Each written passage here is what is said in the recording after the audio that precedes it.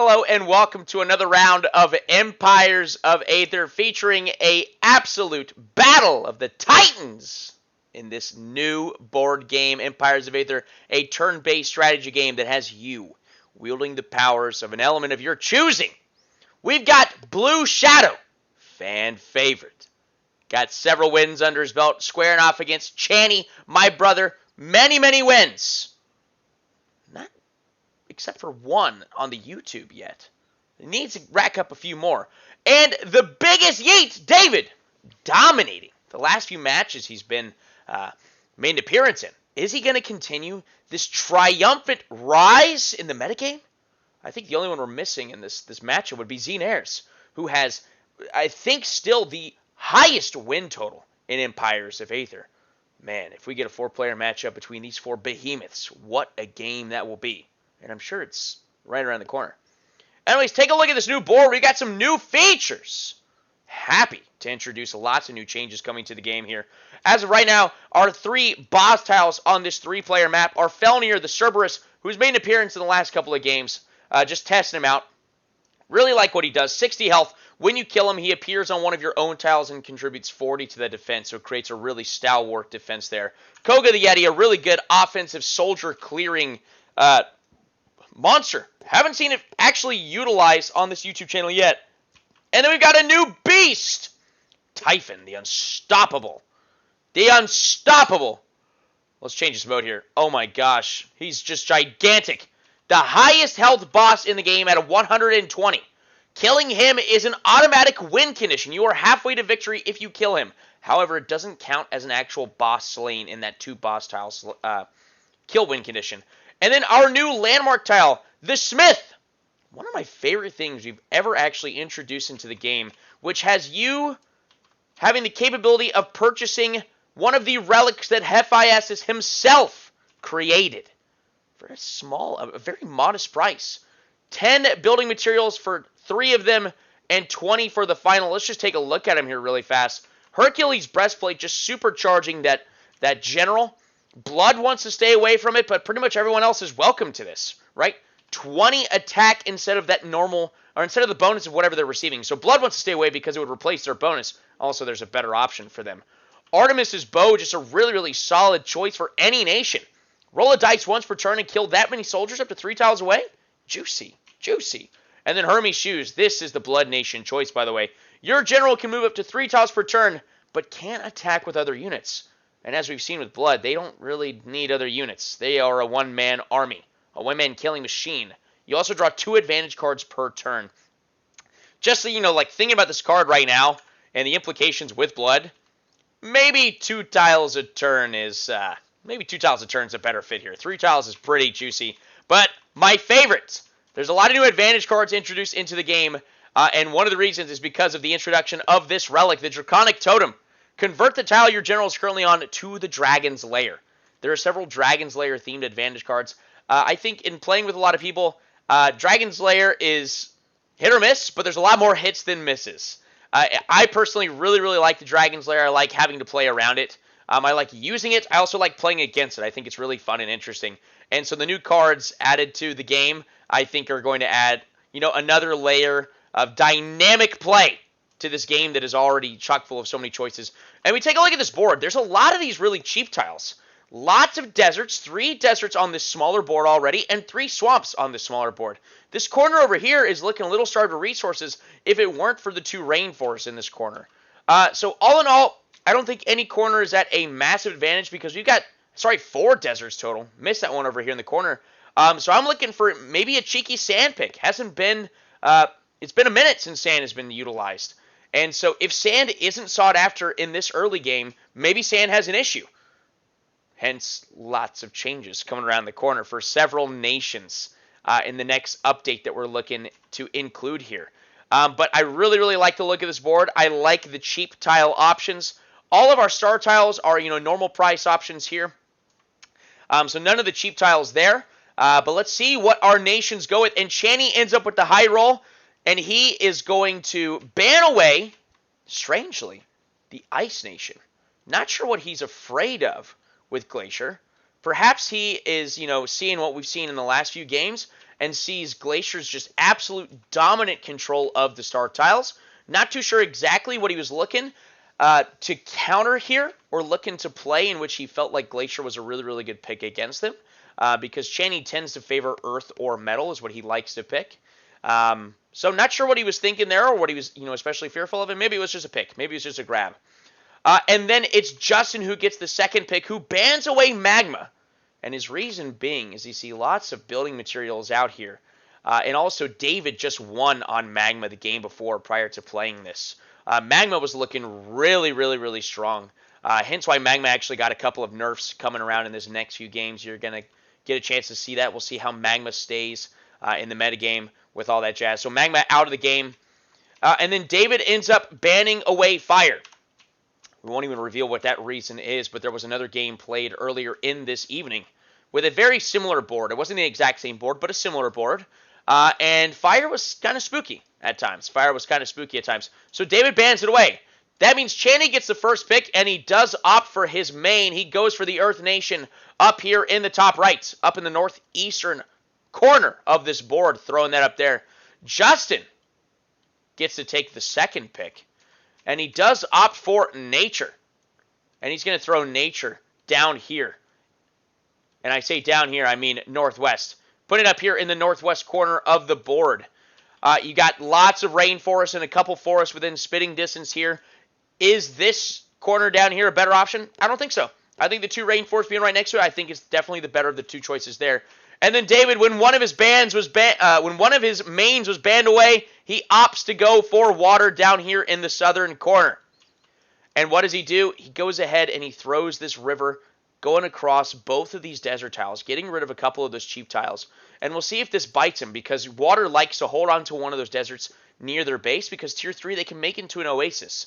So perhaps this was a mistake, but you also have other options for deserts on the board, so maybe he's not worried about that. And he's got a really quick entrance into the new Smith tile and the new temple. Water really, really values their abilities, so maybe that's all he really cares about. Maybe the oasis is not in the game plan here. So let's take a look at what abilities they selected. We've got a spicy one here, a battle of the champions in this matchup. Just looking at placement on the board, position on the board, and who is wielding those players. Who is wielding those elements? My goodness. Who do you got? Throw it down right now. Usually wait till after the abilities are selected. But I want to know right now, gut feeling. Is it Justin? Wielding the might of the trees up in the northwest. Is it my brother Channy? Wielding the power of rocks and earth and everything that is strong. Or is it David?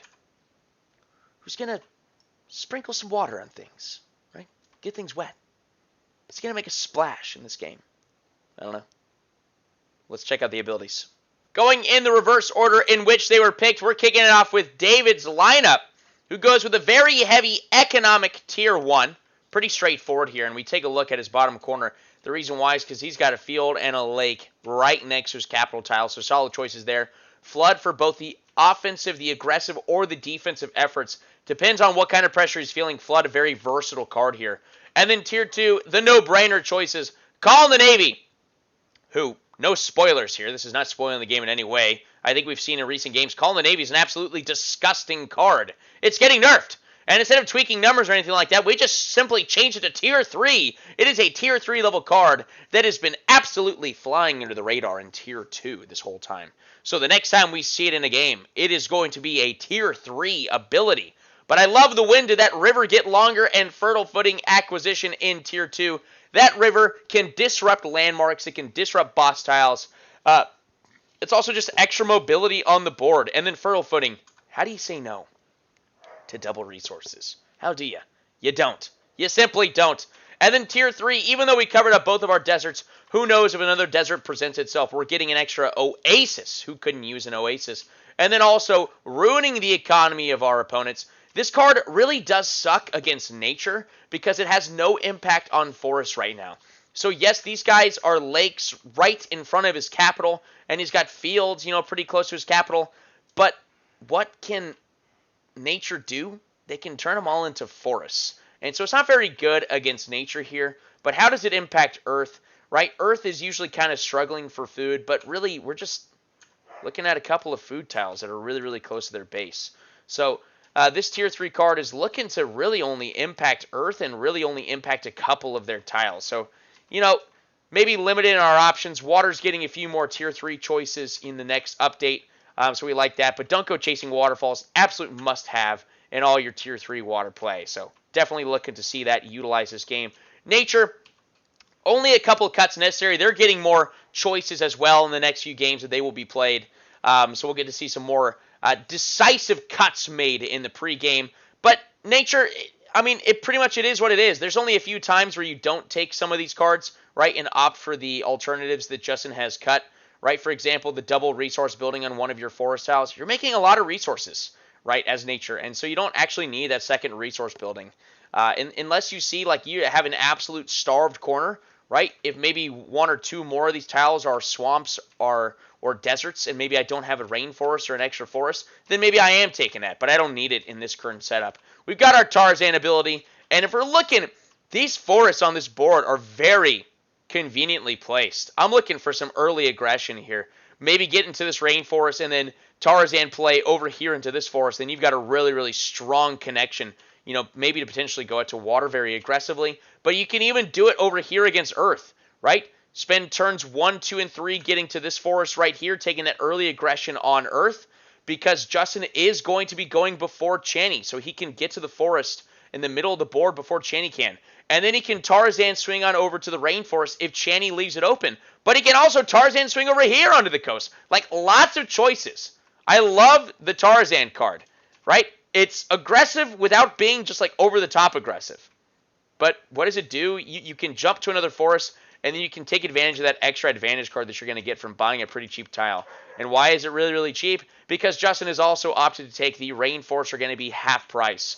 He's got 2 rainforests pretty close to his base, so that's really, really good there. But he can also Tarzan swing on over to a couple others. So getting to acquire 3 rainforests at half price, huge bolster to the economy while also generating advantage cards for himself as well.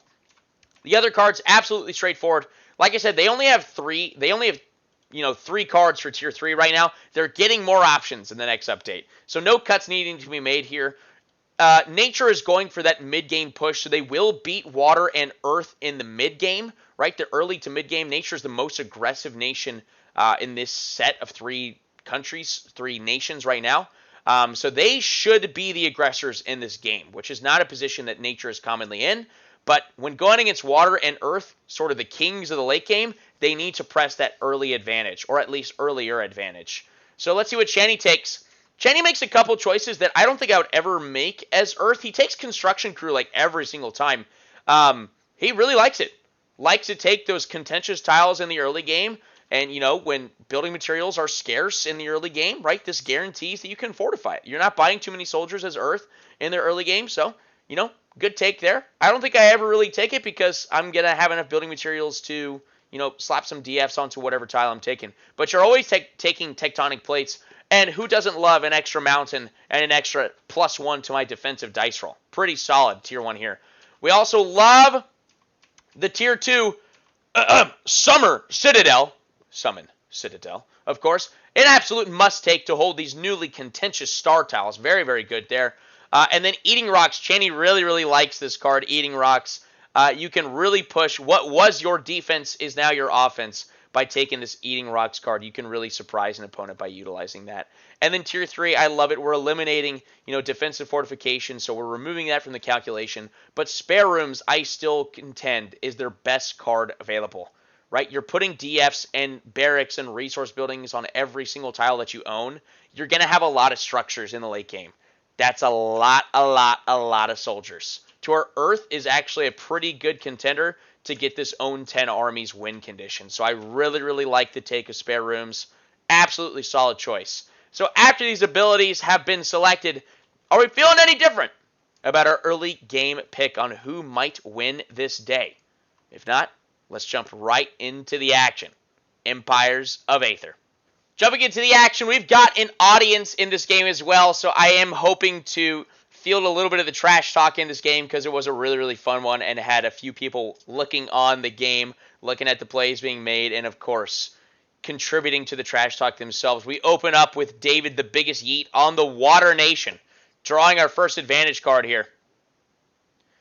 And he gets the Pressing My Advantage card. This card actually has a different effect than the text that is currently on here. It currently reads, discard as many advantage cards as you like.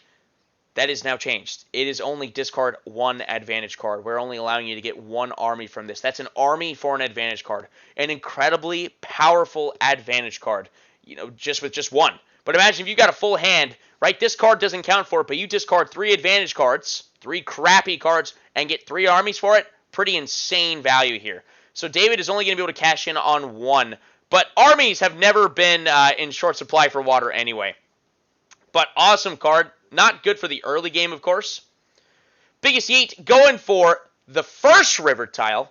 And then he's going to opt for a barracks and a soldier to purchase that mountain. Really hoping to capitalize on some building materials.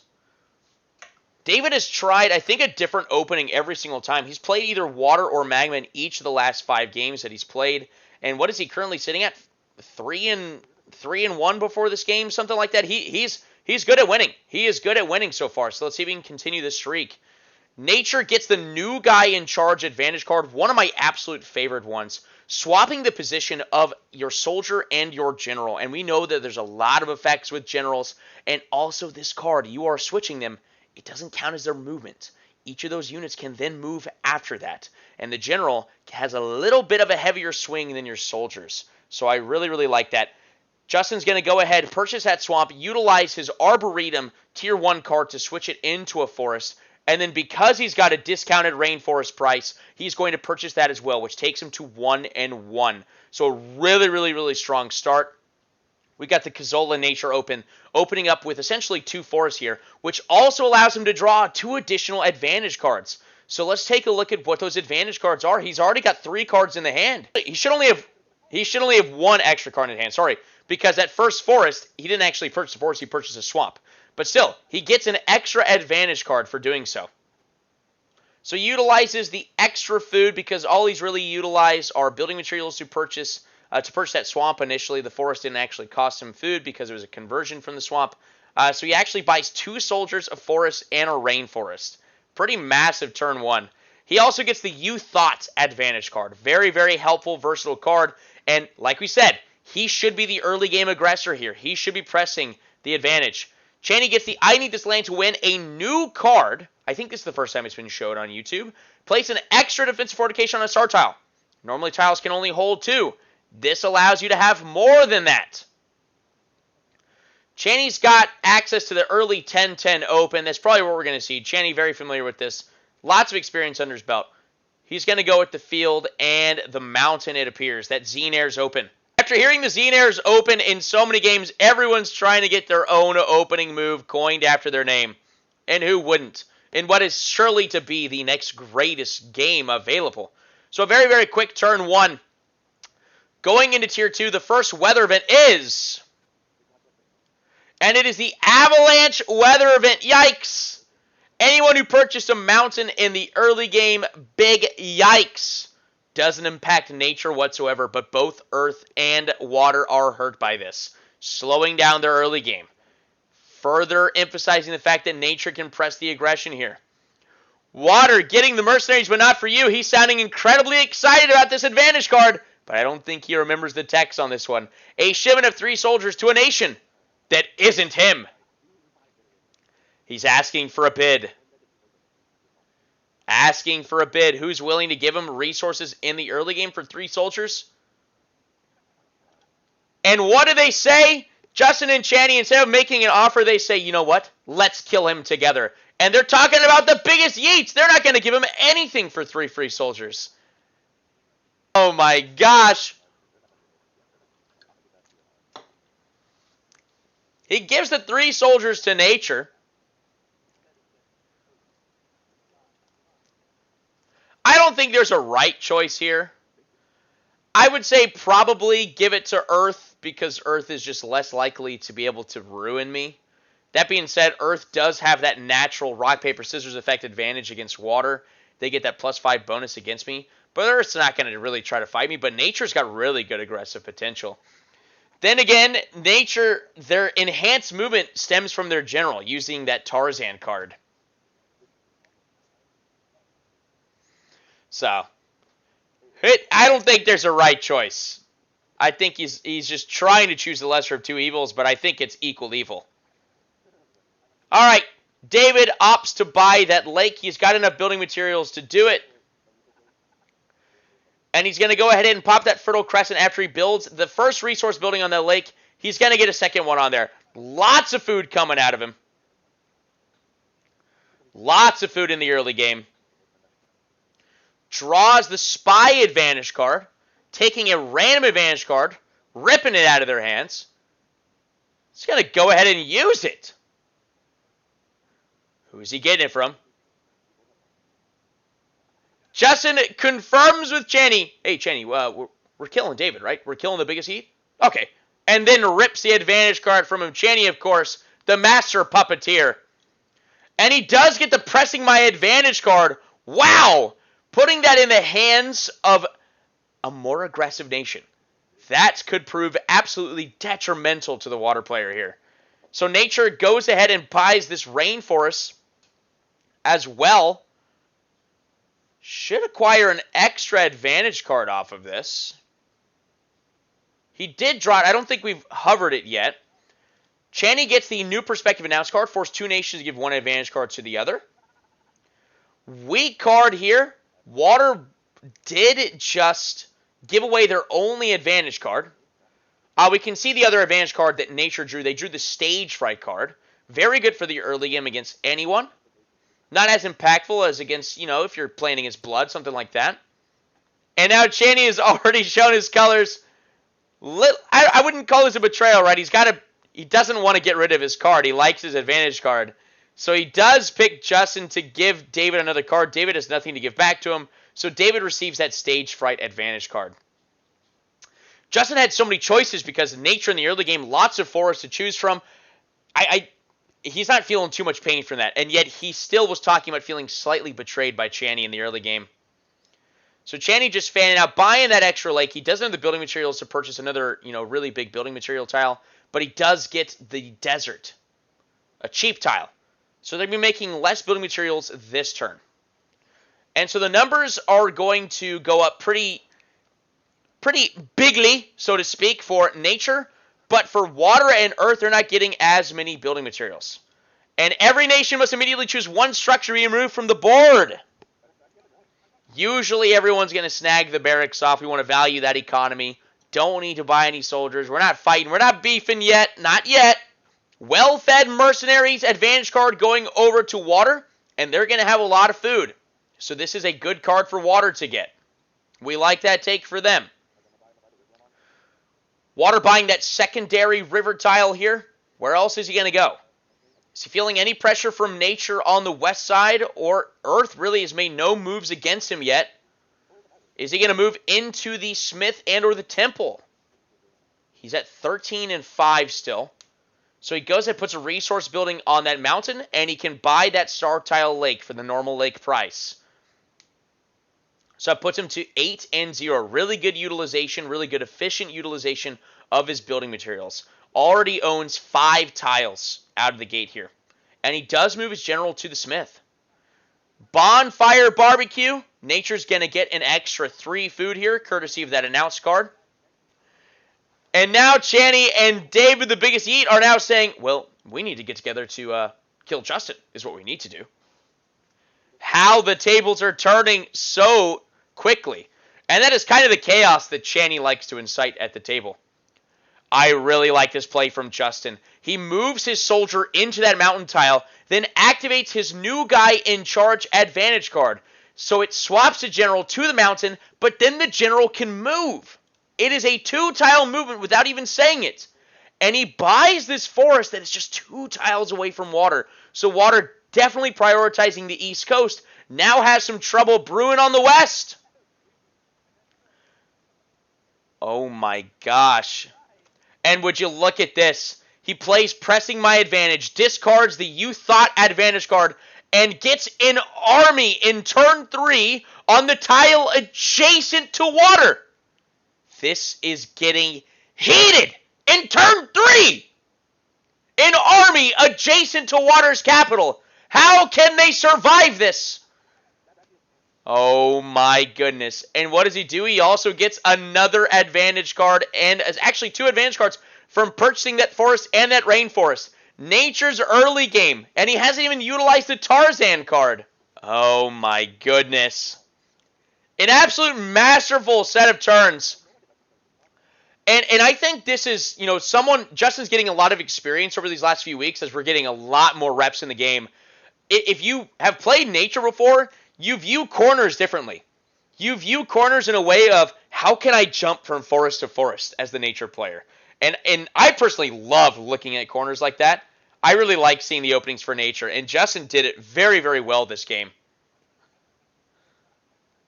All right, we go to Earth in turn 3, who draws the Kraken advantage card. Very good here. You've got some good buildings, optimal choice over here on the East Coast. Water's not going to be able to replace those because they're going to be lower in the building materials department because they missed out on that turn with the mountain early in the game, and that's the only building material tile that they have thus far. That being said, why cripple the guy that's about to die right now? That pretty much just guarantees his death, and then you have no chance of getting into the game. Justin's just going to run away with this game. Earth moves into the mountain, purchases the mountain. Holy moly. Utilizes his first proccing of Construction Crew to get 2 free defensive fortifications on that Star Tile Mountain. And then he goes ahead and activates his advantage card, gets a 3rd one. That is already quite fortified in just turn 3. Moves to this rainforest. He's only sitting at two low resources, can't purchase it. But he also converts his desert tile into a mountain. I like that he held off on that last turn because it wasn't going to net him any resources from it. Very, very solid. So now Channy's already got 2 mountains, plus 2 to his defensive dice roll, and he's got a very heavily fortified star tile. At the end of turn 3, we're getting a new weather event, and we're going to hold it right there. Ladies and gentlemen, is water going to find themselves out of this one? Find out next time. Empires of Aether. Love ya.